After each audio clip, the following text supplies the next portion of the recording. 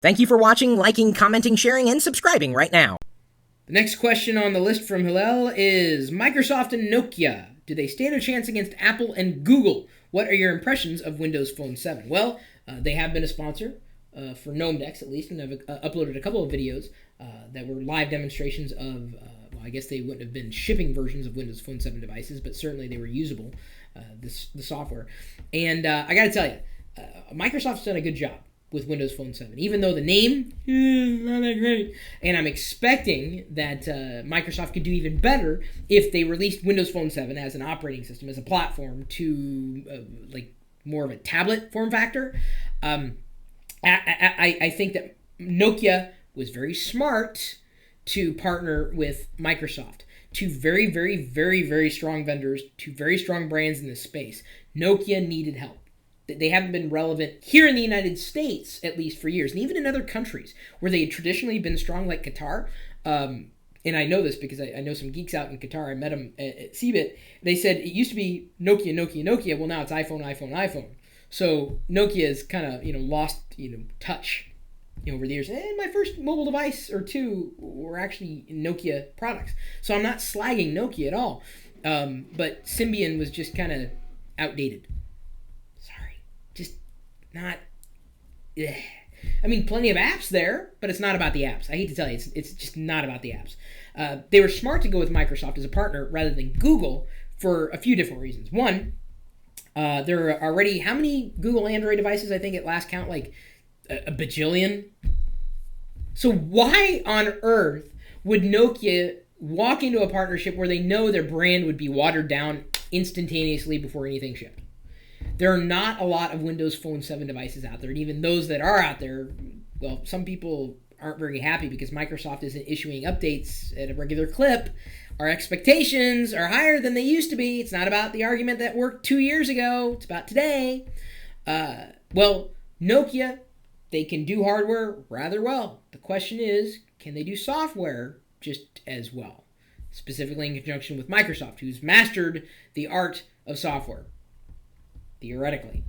Windows Phone 7 is usable today by today's standards. It would have been amazing 10 years ago. 10 years ago, the Pocket PC was amazing by the day's standards.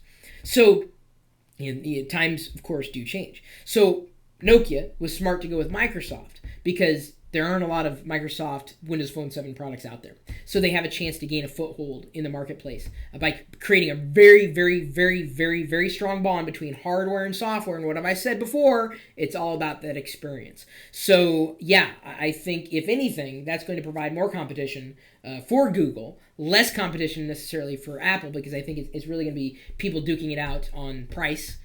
Oh, you can get the Windows Phone 7 for $100. Well, you can get the Google Android for free.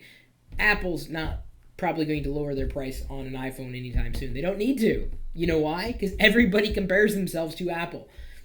That's the way it is. Don't get mad at me. I'm not saying that Android sucks. I'm not saying that the iPhone sucks. I'm not saying that Windows Phone 7 sucks. I mean, this is just the marketplace. This is the way it is.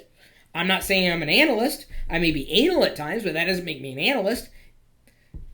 I don't know where that came from. Either way, the idea that, Nokia could, actually make an impact was only strengthened by them partnering with Microsoft. I don't think it could have happened with Google because of Google's tactics and the way Google's approaching this marketplace. Completely different. They were very, very, very, very smart to go with Microsoft. Now, if anything, I'm sure Intel was ticked off, and all the work that they'd done with MeeGo to that point, only to be, kind of outcast. Really, there's a product that's not going to go anywhere. Either way, I mean, it might. I don't know. I met the guy who, what is his name? Peter. He works for Intel. Their apps. What is it called? App Up, I think. Is that what it's called for Intel? I don't know. It hasn't gained a lot of relevance in the consumer space yet. I'm sure it will because it's Intel. Big boys and girls. Not saying gender one way or another. Either way, I think it was a good move on Nokia's part to partner with Microsoft. And I think is it Intel App Up? Thank you, Kevin. Is that what I said? Oh God, I hope I did. That's what my memory was telling me. This memory, not virtual memory, not RAM that you install, my memory right here, which I can't wait to upgrade. Anybody got any upgrades there? I don't know. Either way, it's good for everybody, despite the competition in the array of choices that are out there, it's good for everybody because the better Microsoft and Nokia can work together, the better product they can create, the better product Google can create, the better product Apple can create. Suddenly the bar gets raised for everybody. So Apple a couple years ago took the bar from here and went like you can't even see, it's outside this video. That's how high the bar is. Android's getting there. WebOS I think is already up there. I think WebOS is much more of a competitor to, as I've mentioned in other videos, much more of a competitor to iOS for a lot of reasons than Android at this point in time. Now the question is, how will Windows Phone 7 play out? And will Microsoft really give it a chance to survive? It'll be interesting to see what happens with the next desktop operating system from Microsoft, Windows, and how that works well with experiences that aren't really laptop, mobile, desktop oriented. We'll see. Windows Phone 7 was a complete departure, and it was good because of that. I'd like to see more happen. Specifically, I would love to see a Windows Phone 7 tablet computer at some point in the near future. It's a good thing. It's a healthy thing for everybody involved, and I'm glad to see that Nokia is not gone, which they likely would have been if they would not have found a partner. And I think they were incredibly smart to work with Microsoft on this particular front. Microsoft, good software, but they've never really done a lot of hardware. Let's see if at least Nokia can get their power adapter story straight. Is it still that much of a nightmare? It's been forever since I've used a Nokia device. Good cameras, though, in some of the recent smartphones. Just overpriced for what you get, specifically in today's smartphone marketplace.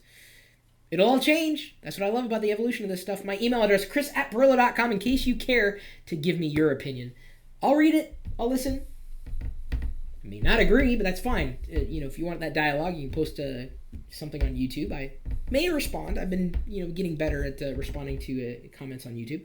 Of course, we also have, Twitter, at Chris Perillo or at Lockernome. That's usually the account I use to reply to people on Twitter. Facebook.com/Chris Perillo. And then, of course, chris.perillo.com. Did I not already mention that? Lockernome.com and lockernome.net, reviews, news, and how-tos all around. And then we have the chat room. And we're geeking out here with a live video feed going out over the web. That's how it's being transported. Actually, technically speaking, over TCP/IP.